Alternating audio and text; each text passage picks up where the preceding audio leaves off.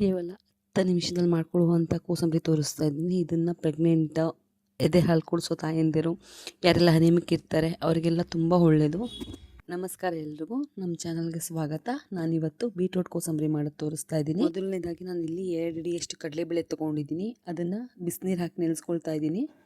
ಒಂದು medium size beetroot ತೊಗೊಂಡಿದ್ದೀನಿ. ಅದನ್ನು ಸಿಪ್ಪೆ ಎಲ್ಲ ತಕ್ಕೊಂಡು ಅದನ್ನು ಸಣ್ಣದಾಗಿ ಹಚ್ಕೊಳ್ತಾ ಇದ್ದೀನಿ. ಏಕೆಂದರೆ ಅದನ್ನು ಸ್ಟೀಮ್ ಮಾಡ್ಕೊಬೇಕು. ನಾವು ಎಷ್ಟು ಸಣ್ಣದಾಗಿ ಹಚ್ಕೊಳ್ತೀವೋ ಅಷ್ಟು ಬೇಗ ಬೇಯುತ್ತೆ.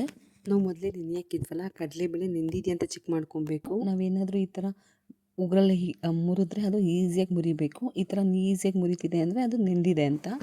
ಕಡಲೆಬೇಳೆ ಮತ್ತು ಬೀಟ್ರೋಟ್ನ ಒಂದು ಪ್ಲೇಟ್ಗೆ ಹಾಕೊಂಡು ಸ್ಟೀಮ್ ಮಾಡ್ಕೊಳ್ತಾ ಇದ್ದೀನಿ. ಸ್ಟೀಮ್ ಮಾಡ್ಕೊಳ್ಳೋದ್ರಿಂದ ಬೇಗ ಜೀರ್ಣ ಆಗುತ್ತೆ, ಹೊಟ್ಟೆ ಉಬ್ರ ಆಗೋದಿಲ್ಲ ಅನ್ನೋ ರೀಸನ್ಗೋಸ್ಕರ ಸ್ಟೀಮ್ ಮಾಡ್ಕೊಳ್ತಾ ಇದ್ದೀನಿ. ಯಾರಿಗೆಲ್ಲ ಚೆನ್ನಾಗಿ ಹಶ್ವಾಗುತ್ತೆ ಅವ್ರೇನು ಸ್ಟೀಮ್ ಮಾಡ್ಕೊಳ್ಳೋ ಅವಶ್ಯಕತೆ ಇಲ್ಲ, ಹಾಗೆ ಹಸಿಯಾಗೇ ಮಾಡ್ಕೊಬೋದು. ಸ್ಟೀಮ್ ಮಾಡ್ಕೊಳ್ಳೋಕ್ಕೆ ಆದಷ್ಟು ಅಗಲವಾಗಿರೋ ಪಾತ್ರೆ ತೊಗೊಳ್ಳಿ, ಬೇಗ ಬೇಯುತ್ತೆ. ಸ್ಟೀಮ್ ಮಾಡ್ಕೊಂಡಿರೋದನ್ನು ಒಂದು ಬಟ್ಲಿಗೆ ಹಾಕೊಳ್ತಾ ಇದ್ದೀನಿ. ರುಚಿಗೆ ತಕ್ಕಷ್ಟು ಉಪ್ಪು ಹಾಕೊಳ್ತಾ ಇದ್ದೀನಿ. 2 ಸ್ಪೂನ್ ಕೊಬ್ಬರಿ ಹಾಕೊಳ್ತಾ ಇದ್ದೀನಿ. ಕೊಬ್ಬರಿ ಬೇಡ ಅನ್ನೋರು ಕಾಯಿ ಕೂಡ ಹಾಕೊಳ್ಬೋದು.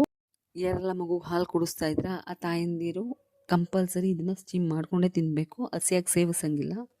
ಒಂದು ಹಸಿಮೆಣ್ಸಿನ್ಕಾಯಿ ಹಚ್ಚಿ ಹಾಕೊಳ್ತಾ ಇದ್ದೀನಿ. ಯಾರೆಲ್ಲ ಹಸಿಮೆಣ್ಸಿನ್ಕಾಯಿ ಬಳಸೋಕೆ ಇಷ್ಟ ಇರಲ್ಲ ಅವ್ರು ಖಾರದ ಪುಡಿ ಹಾಕೊಬೋದು. ಸ್ವಲ್ಪ ಕರಿಬೇವಿನ ಸೊಪ್ಪು ಹಾಕೊಳ್ತಾ ಇದ್ದೀನಿ. ಸ್ವಲ್ಪ ಕೊತ್ತಂಬರಿ ಸೊಪ್ಪು ಹಾಕೊಳ್ತಾ ಇದ್ದೀನಿ.